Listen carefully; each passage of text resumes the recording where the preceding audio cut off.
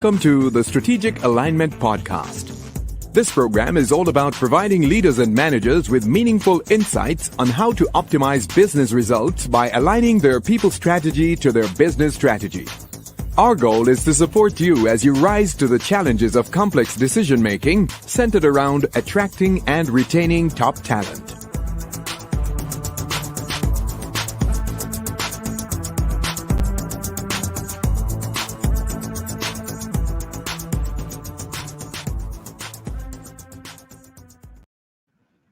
Hello, everybody. Welcome to another Strategic Alignment Podcast. I'm your guest, Jamie Pottinger, speaker, coach, and trainer, and talent optimization expert with Pottingers and Associates. And we expose leaders to their strengths, their weaknesses, and their opportunities and their gaps, and give them a scientific approach that allows them to leapfrog into their best self. And today, again, for the second sitting, we have with us none other than the man himself, my friend, one who has given me great advice. And if you want to check him out on Sunday Live. And he is just a dynamic leadership coach and presenter and an author who just gives you things in a simple way, but such a profound way that allows you to make a change in whatever you're doing. And I have in studio with me none other than the man himself, Mr. Pierre Quinn. Mr. Quinn, without any further ado, the last time we had our conversation, I talked a little bit too much, and I think I robbed our audience of some content, of some nuggets. I don't want to make that mistake again. I'm not going to do it. So I just like for you to share, even though this is the second time they're hearing you, just tell us a little bit about yourself, the people you serve, and what is it that you do, and the kind of impact that you hope to have on the lives of those who you work with. Yeah, Jamie, first of all, I just want to say that I'm so excited to be back with you to continue this conversation on leadership. And the place where I find myself, the work that I do now is working with leaders in their teams. And it's really three main areas that we concentrate on. One is assessing strengths, figuring out what everyone brings to the table. Two is building up the culture of the organization. And three is fostering the relationships. How do we better communicate so that our organization can experience transformation? So what does leadership development look like through that lens? And my work is really focused on helping organizations put a laser pointer on the entry point into what leadership looks like at their organization. Jamie, I find that in a lot of spaces and places, people that we recruit or even promote to be leaders, we don't give them the tools. We don't give them the training, the support, the coaching, but we expect them to do an amazing job in the organization without the support they need to do their work. So I help organizations focus on leadership development from the entry point of that new leader, that green leader that we talked about last time we were together. Wow. And I deliberately did it this way because I didn't want to rob you guys of an opportunity of hearing exactly what he has to do. So I'm going to just flip it at this point for a little bit. And last time we met, we had a conversation. We talked about leading while green and how emerging leaders can ripen into effective leaders. And today we're talking about leading while scared. And I just like the follow-up to the first book. And if you missed the first book, last conversation, Pierre, after we were finished, I had people sending me messages. How can I get some of this guy's material? And before you know it, right on Facebook, somebody posts a message. I just got the book, and I say, go ahead and read it. A friend all the way in Jamaica who's a major politician, he said, I love that book, Leading While Green. So wherever you are, just understand that you can never be too green to lead, and there's steps that could take you to the next position. And today we're talking about leading while scared. And it's how to find courage to keep going. And just to tell you a little bit about Pierre, if you missed the last podcast, he is a CEO of the Cardell Group, and he has which is a consulting firm which focuses on growing leaders and empowering them. And we talked about that last time, and he made mention of that. And Pierre, I'm so happy to have you here, and just having you in my presence. And I think it was Sunday. What's the name of that program on Sundays that you do? Yeah, Sunday Night Live. Sunday Night Live. If you miss it, please go back and watch the last episode of Sunday Night Live, where he dropped not nuggets, not one, not two, but bucket loads that were just having people just salivating for more. But my first question to you, Pierre, as we talk about leading while scared, is it a bad thing to be scared while leading? When you hear about scared, look, if you're watching a movie, let's face it, Pierre, and hear that guy's scared, you automatically say that he's not the star of the movie. So the question is it a bad thing to be scared while leading?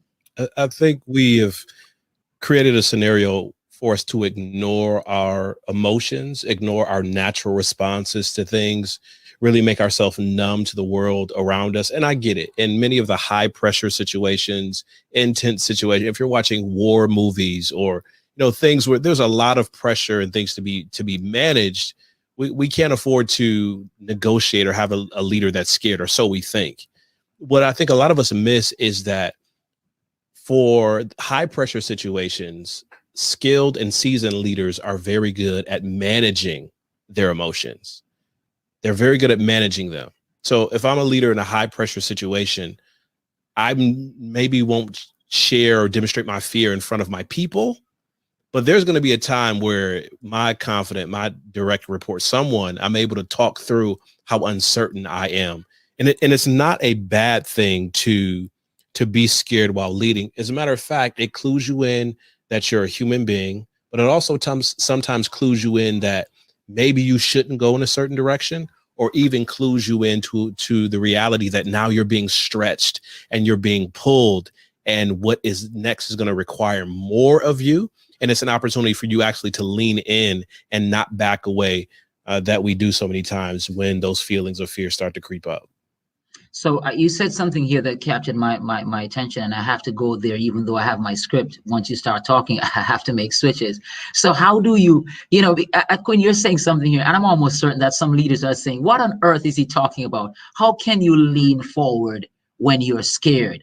And you just made mention of leaning forward. How do you do that? And why should you do that? Isn't it when you're scared as a leader, shouldn't you then retreat? Isn't that just a sign that you should turn back? You should wave the white flag in the face of failure or hardship and just pull back? Isn't that what we were taught? How do you lean forward while being scared? Yeah, this idea of leaning forward is really it's really encompassing the idea of choosing to do the next thing. So when we think about fear from a scientific standpoint, and something comes to us to alarm us or threaten us, we have that flight or fight response. But there's another response, and that response is called freeze. That sometimes when situations come to us, we freeze. We're stuck. And if it's in a predatory sense, staying stuck means your demise. You're either going to have to fight, or you're either going to have to run away. And that's why, some people, when they really get scared, they find themselves having an uncontrollable body function. When that happens, your body is jettisoning anything that's going to slow you down from being able to fight or to run away. As leaders, a lot of times when a new situation happens, say a major change or major shift or major issue occurs in our job or on the team that we lead, a lot of us are guilty of freezing. We're guilty of freezing.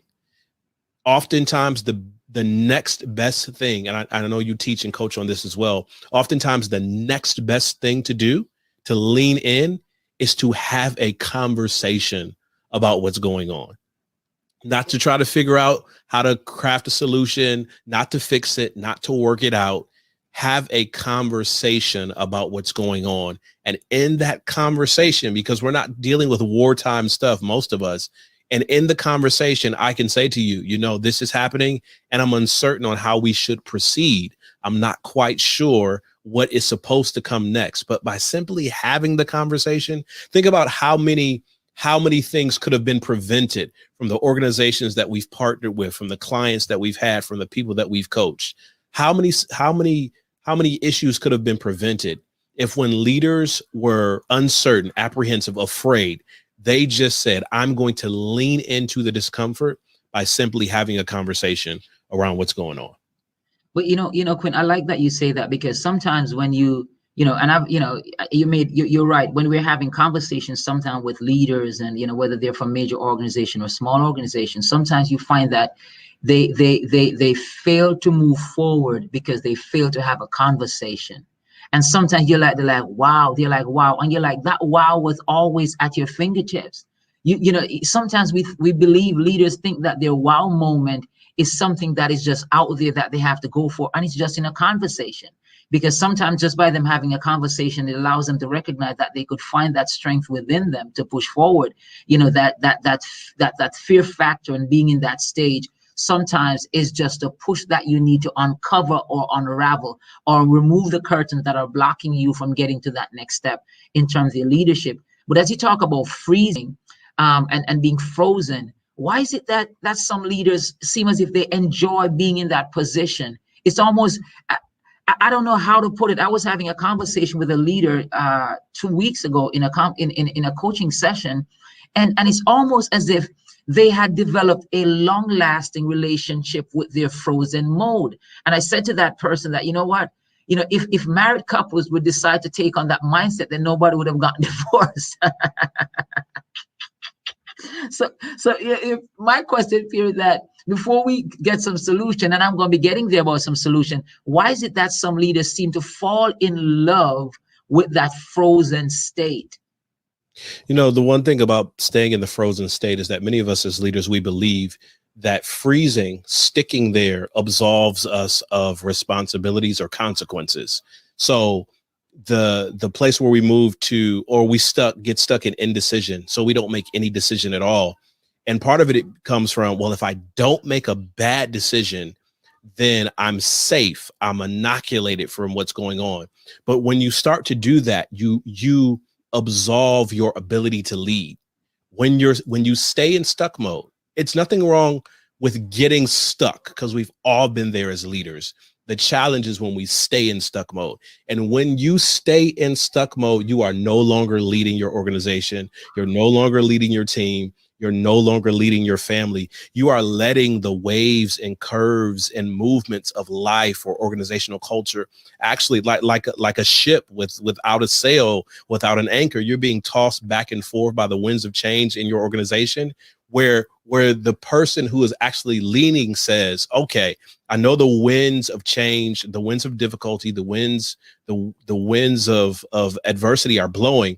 I'm at least going to put my sail in a different direction. I'm going to pull out my oar. Sometimes I'm going to drop anchor. I'm going to do what's necessary to stabilize our organization or begin to move us forward. And the stabilizing is not the same as being stuck. Just want to say that. Stabilization is not the same as being stuck. Being stuck is not doing anything. Stabilization says, what do we need to do to settle us down so that we can move us forward? And many leaders, because of fear of how sometimes we don't want to make the right play because the right play isn't pretty. The right play doesn't get you a social media connection. It doesn't get you an award.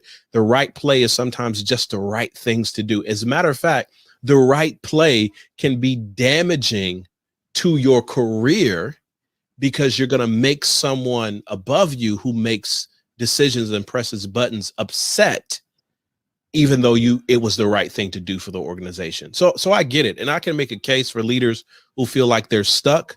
But if you stay stuck, you are not leading your organization anymore. You're allowing the systems and culture and movements to lead you. You're no longer leading. Wow, Quinn, that's powerful right there, because I think that many leaders, they find excuses for the reason why they're stuck. And what you're saying in essence is that they have relinquished their position. They have resigned to a place of failure. And when they do that, what really happens is that everything leaves them and then they become irrelevant. And as we said before, when you become irrelevant, you have taken on that dinosauric kind of mindset where the only place that you need to be in is in a museum. You're no longer moving forward. You're no longer leaping, but you're being leashed. And for those of us who have ever seen a dog or an animal that is leashed, their capacity to do anything is based on the length of their chain. So I hope that your ice cube is big enough so you can swing or move around in it when you're frozen. But being frozen means that you have stopped performing. You're no longer adding anything meaningful to your team, as you said, to your family, and you're stuck. And when you're in a stuck mode, you will not experience any amount of growth in terms of what you're doing or what your dreams are. And as we're talking about the book, Leading While Scared, the next question that I'd like to jump at is, how do you navigate? So you have some leaders who, based on what's happening around them, they're frozen. Some leaders, based on bad experiences, they're frozen. Some leaders, they're scared just because of the magnitude of the opportunity that they have ahead of them. And but the question is, how do you navigate your way to courage when you find yourself in that position of fear? How do you get there? Yeah, I think many times when we're strategizing with organizations, we like to start with problems first, and that might not always be the best approach, or might not be the only approach. It's sometimes helpful for leaders to start with their own narrative, their own story. They're reviewing assessments and looking at what they bring to the table. Let me tell you why this is important.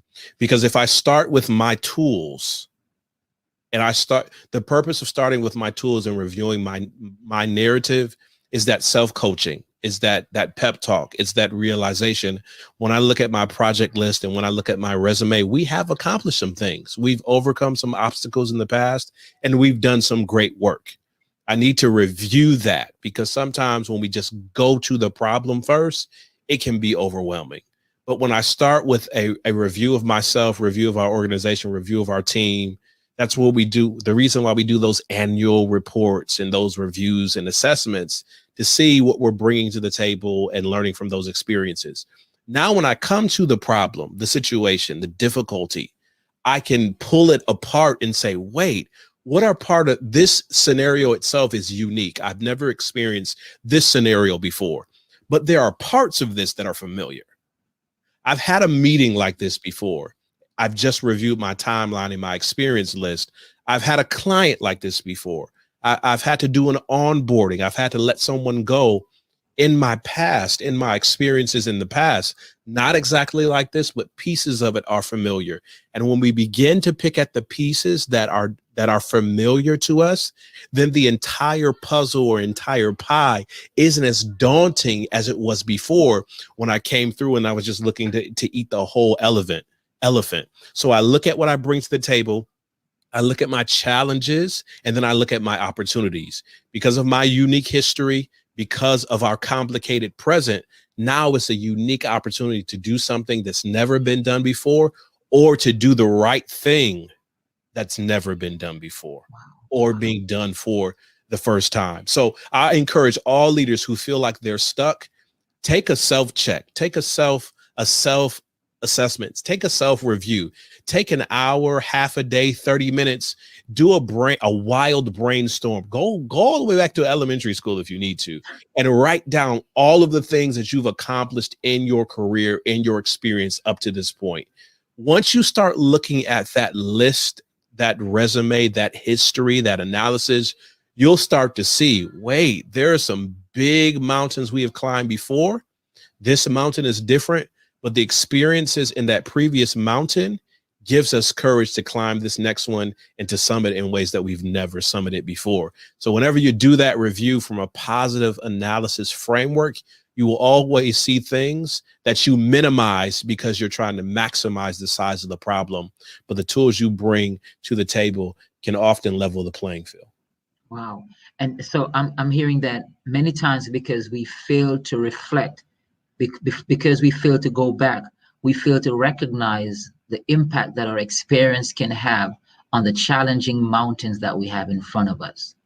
And there's always, I like how you said it, Quinn, because sometimes we want to go back in the immediate moment, or in the last 24 hours. Sometimes you've had a bad 36 hours. Sometimes you've had a bad 72 hours, and you may have to go back a year. Maybe you're having a bad year, but you could go back 3 or 4 years and see exactly what are some of the travels that I've had, some of the journeys, some of the experiences, and how can I use that to bite my way forward? As you talked about the elephant, how do you conquer a bite at a time? And sometimes we want to get to the mountaintop without making our way up at the foot of the hill. So, it's important that we take it like that. But as you make mention, so you've talked about how do you climb your way out of that place of being frozen, of being scared, of being afraid. But my question is, how important it is, or what kind of impact does being courageous have on leaders in terms of their effective nature? How important is being courageous? So you are stuck, you're scared, you're afraid, you've crawled your way out of it, and somebody's asking themselves this question while they're in the process of getting there. Why is it important for me to embrace a courageous path, and how important that is for me in becoming an effective leader? You know, nothing ever really gets done without pushing how we interpret courage, right? Because when do we learn? We don't learn in our comfort zone, right? I know you have an encyclopedia of quotes relative to that. I've heard them off before. We never learn in our comfort zone. It's always on the edge, on the fringes, on the other side of that we actually learn. But it takes courage. And I love how Mary Ann Radmacher puts it. She says, courage is sometimes that little voice at the end of the day that says, I'll try again tomorrow. Like we try to make it this glorious bungee jumping. Remember when people used to bungee jump? Yeah. Needs to be this huge thing, you know, stepping into a boxing ring or something on a grand scale. But for us in our most of our leadership context, what we're wrestling with, Jamie, is what I call everyday courage. To exhibit more everyday courage. Everyday courage is as simple as, not necessarily easy, but as simple as, I need to talk to you. We had a disagreement. We didn't see eye to eye. I sensed some tension between us. I need to talk to you. Everyday courage is, there's this one particular teammate that we have, and they're always negative and they're always putting down others' ideas. And you say, you know, you step up and you interject maybe some positivity, or tell them to be careful on how they navigate others' ideas that we bring to the table. In that moment, being brave enough to speak out. This is not standing on top of the One World Trade Center. This is not doing anything of that magnitude. It's the everyday courage, something that you need to address, something that you, or a bigger one in a relationship context. Apologizing. Mm-hmm. The everyday courage to say, I'm sorry, my bad, I made a mistake, I made the wrong call, I did not address this the right way. It's that everyday courage piece. And when your team, when your organization starts to see you leverage everyday courage, if they see you leverage everyday courage, small courage, then they'll trust you when it requires a huge amount of courage, and you're standing there on the edge of your comfort zone saying, everybody, let's do this. We can take this next step into uncharted territory and water. They'll say, well, I've seen Jamie exhibit courage every single day. Mm-hmm. Now, this is a much bigger area. It takes much more courage, but I trust the example that I've seen in the past. Now I'm going to rock with him. As a matter of fact, I'm going to leverage Jamie's courage because I don't have my own. Mm-hmm. So I'm going to hitch my wagon to the courage that he has set up. And as we continue to go along, my courage will grow from the example that he is setting. And many of us in our organizations, we neglect the fact that people do more what they see than what you tell them. They do more of what they see versus what you tell them. So if you tell them we need to be brave, we need to work in a certain way, we need to have a measure of excellence, we need to speak up and speak out, we need to walk with integrity and do things in a certain way. But I don't see you modeling that, I'm not ever going to do that if I'm on your team.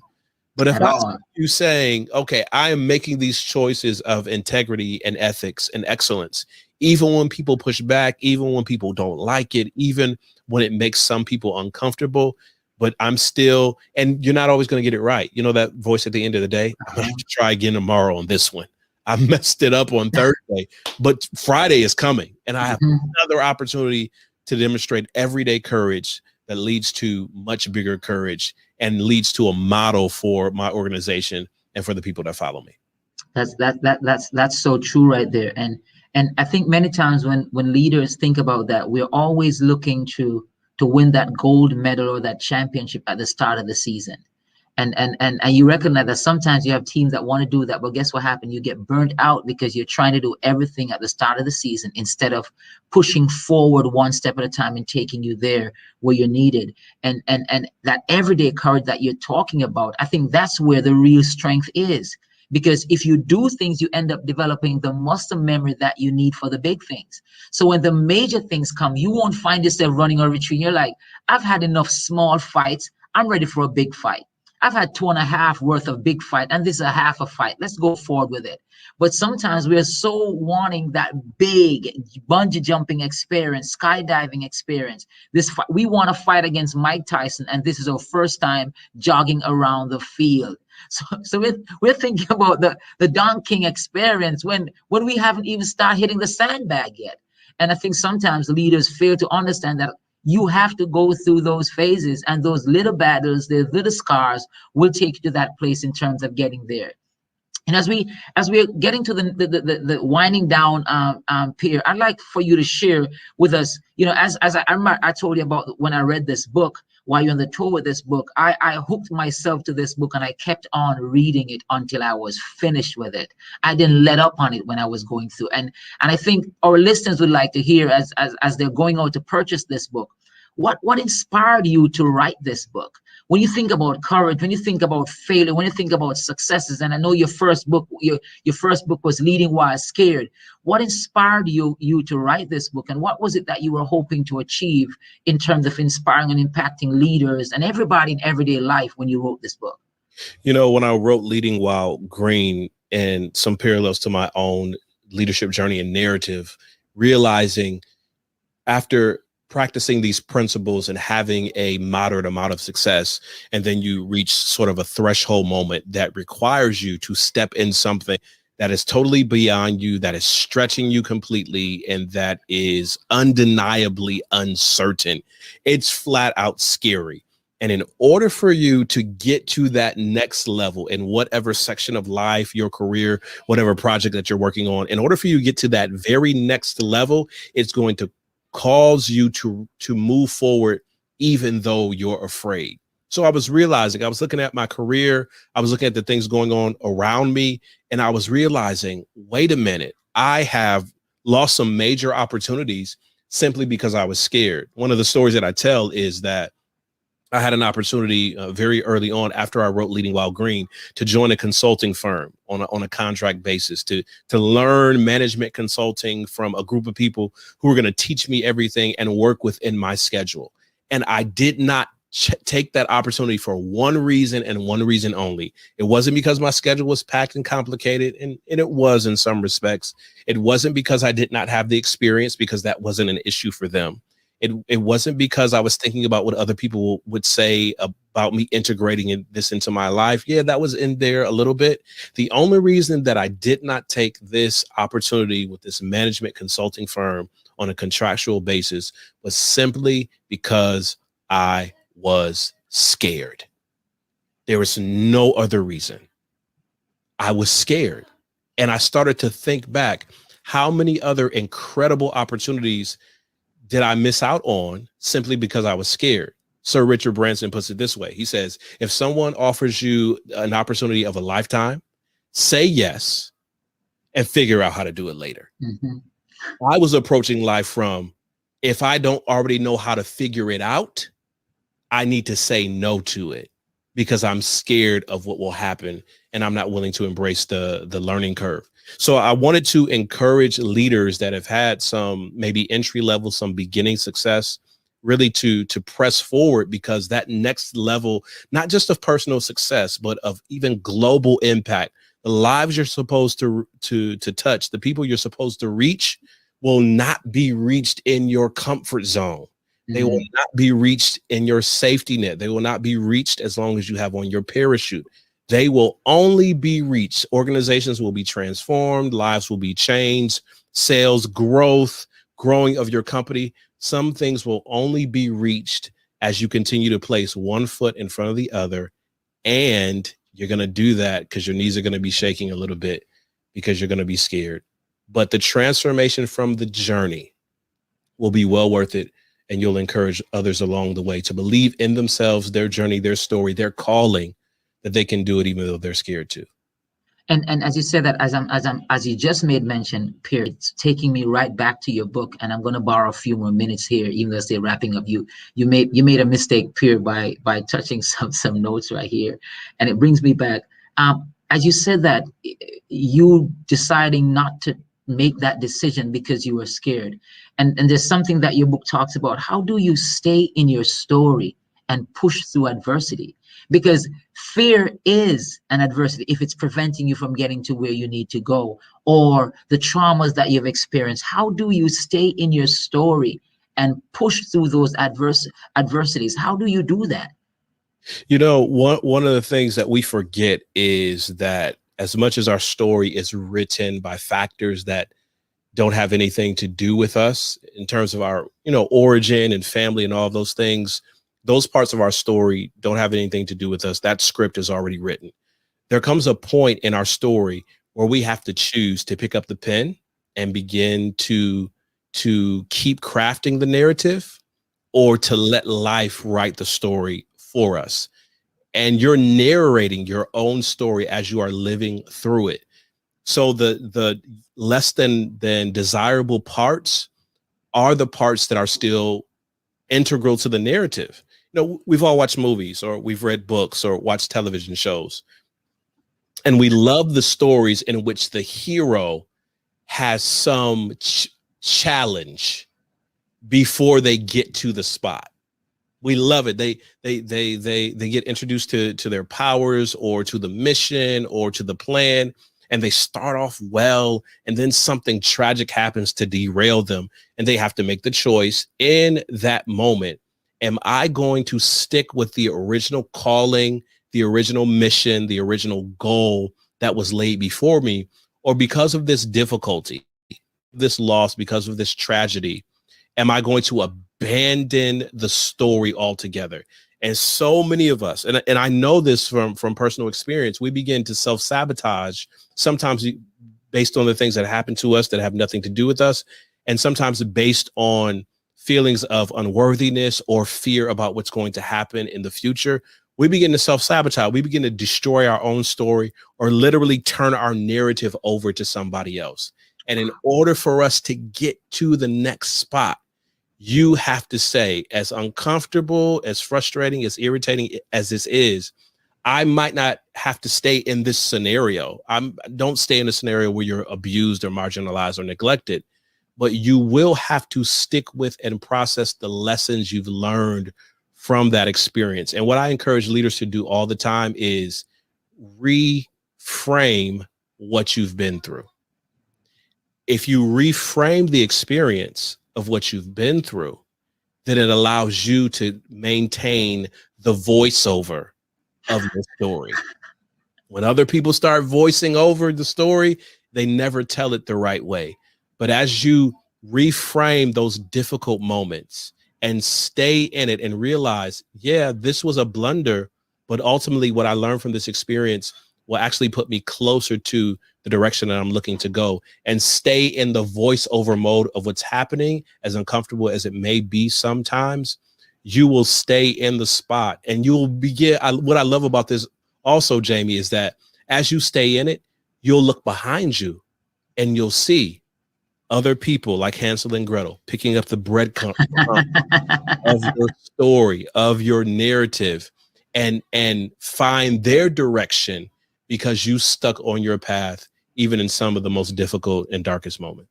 Oh, that's wow.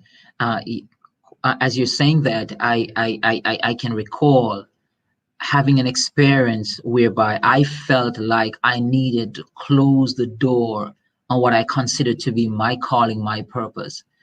And I was having a conversation, or as listening to somebody sharing their story, and how far below rock bottom they ended up in terms of just pursuing their dreams. And then by me looking at the steps that they had taken, I'm like, and I'm here talking about quitting. This is an opportunity. Let me not use this as a landing stone, but as a stepping stone. in terms of moving forward. And I think, when I went through this book, Leading While Scared, and it forced me to recognize that we have more courage or more opportunities to be courageous than we could ever imagine, but we find ourselves in the wrong setting and the mindset, and it prevents us from moving forward. It's almost like we lock ourselves in without oxygen, and we keep enjoying the fact that we're losing oxygen and we are locked in, and before we know it, we've lost it all, not by anybody else's doing, but because we decided to stay in that position of being scared. JB, I just got to jump in here. You can't get us together for too long. Begin to grow and grow. But here's what I found, and I had to really listen to what was going on in my life to get realigned with this and, Strategic Alignment Podcast. Quite often, I want courage to do what you're doing. I'm talking about from a global perspective. Yeah, When I scroll through social media, when I look at influencers, when I go to the bookstore, I want courage to do what the other person is doing. The challenge for that is that the prescription for them is not the prescription for me. And I need to focus on the courage that it takes to do the things that I should be doing. It's two different prescriptions, so much so that I can look at something that you're doing and maybe I can do it easier or better or more engaging than you do it, right? But what if that is not for me to do at all? I coined this phrase several years ago, and I never trademarked it, but it's this idea that whenever you're in the place where you're not supposed to be, even if you're doing an exceptional job, let me start over because I don't want anybody to miss this. When you're in the place where you're not supposed to be, even if you're doing an exceptional job, the place where you are is still being poorly filled, and the place where you're supposed to be is empty.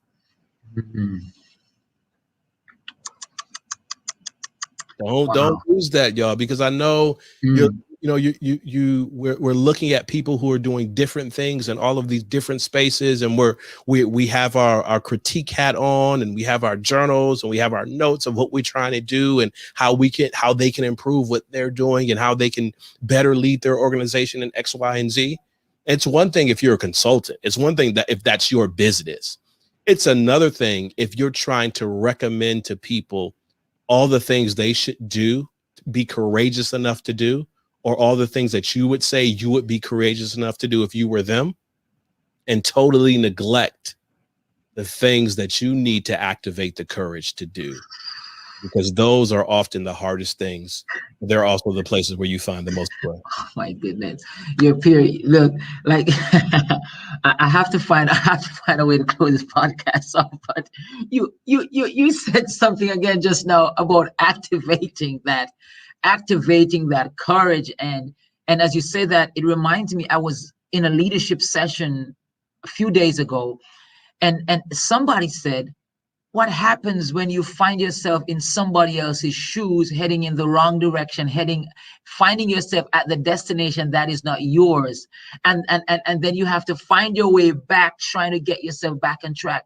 And the person was saying that it is such a painful thing to be living all the glory and not having the experience that your fiber were made to experience. How do you live with that? Wow.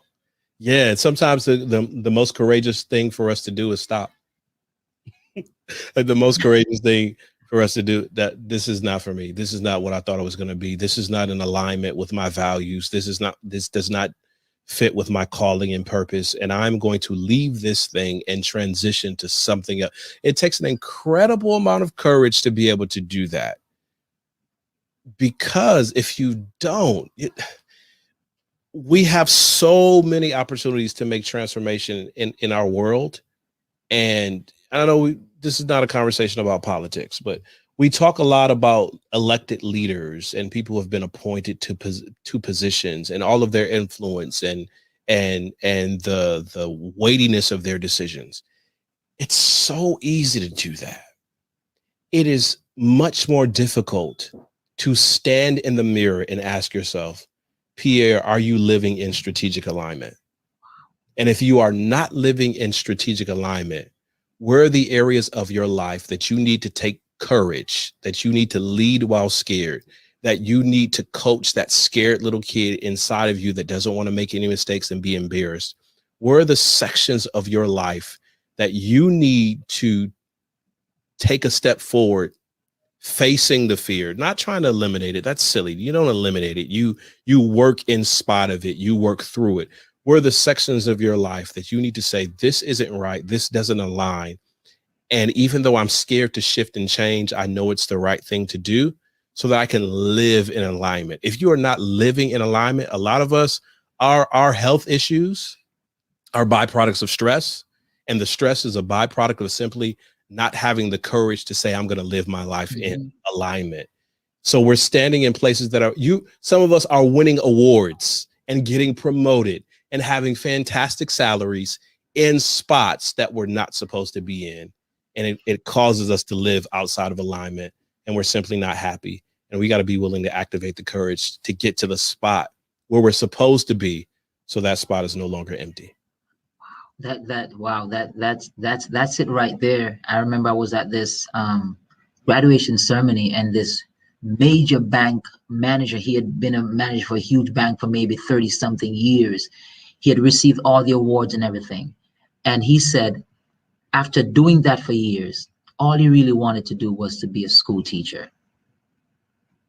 And he said, I've made millions, I've traveled the world, but I'm empty. I always have that hunger and thirst to do that, to be in a classroom, but I never chose to do that because I was fearful of doing it, because I was fearful of what my family would think of me if I made that decision. Wow.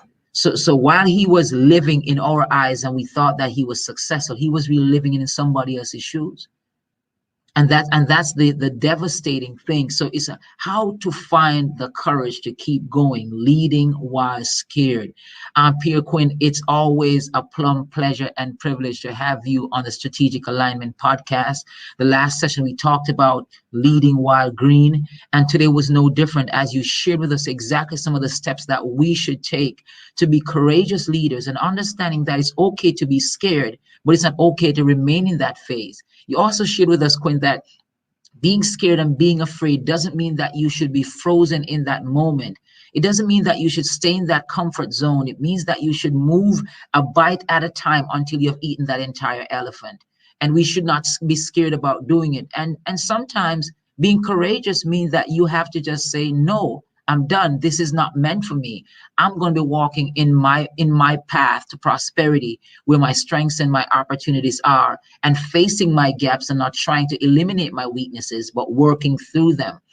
Pierre, before we close the session off, I'd like for you to tell us where we could find your book. What are some of the services that you offer, and how people could get in touch with you? And you know, Pierre, I'd like to say this too. If you want to throw something out there, the first person to drop your message in your box that, guess what, I watched the podcast, I enjoyed the nuggets that were dropped in the session, Pottingers and Associates will ensure that you send a book on to that person that is signed, or whatever means necessary, so they could get this book that is a life-changing experience for them. Yeah, Jamie, thanks so much for this opportunity. It's a couple of things that I want to share. I just released a strategy guide called The Things That You Need to Know to Shift the Culture in Your Organization. It's a free strategy guide, white paper of sorts, packed with tons of insights and perspectives, what you need to know to shift the culture in your organization. You can get that at pierrequinn.com/culture shift. That's pierrequinn.com/culture shift. My website is pierrequinn.com. That's the best place to get in contact with me. Books are available on Amazon. Just go to Amazon and type in Leading While Green, or type in Leading While Scared, and you can get access to the book. And I want to do something. I want to do something for your listeners specifically. Jamie, I got 3 copies of Leading While Scared. I got 3 copies of Leading While Scared. And this is how you get those 3 copies of Leading While Scared. Which platform you want them to use? You want them to use Facebook? You want them to use YouTube? Which one? You tell me, Jay. Any other two, Facebook or YouTube? Yeah, so Facebook comments, YouTube comments under this video, the first three individuals, and Jamie, you're gonna have to keep track of this. Yes, we'll do. To type in hashtag leading while scared. Hashtag leading while scared. We'll make sure we get those one of those 3 copies of the book Leading While Scared to you. Beautiful, beautiful, beautiful. And again, guys, Jamie Pottinger, speaker, coach, and trainer, talent optimization expert with Pottingers and Associates. And welcome. Thank you for joining us at another Strategic Alignment podcast. Please visit us on YouTube. That's Pottingers and Associates on YouTube. And like us, subscribe, share our videos with friends. Follow me on Instagram. That's Jamie Pottinger. Facebook, Jamie Pottinger. And and please, let's keep in touch as we, one step at a time, inspire leaders to make the best decisions as they discover their best self towards not just being scared, but traveling towards courage, and not just being green, but being ripened to enjoy the kind of experiences that they need. Thank you guys very much again for joining us. And please look out for my man, Pierre Quinn, as he shares nuggets on a daily basis. And Pierre Quinn, Sunday Night Live, that's it, right? Sunday Night Live. Sunday Night Live, guys. You can't afford to miss that. He's very humble about sharing with guys. Please check him out, Sunday Night Live, as we experience something that is just life-changing when it comes on to leadership, growth, and development. Have yourself a wonderful day, and looking forward to seeing you next time on the Strategic Alignment Podcast. Thank you for listening to the Strategic Alignment Podcast. We hope you enjoyed this episode. Please subscribe to our podcast by visiting our website at www.pottingerandassociatesconsulting.com.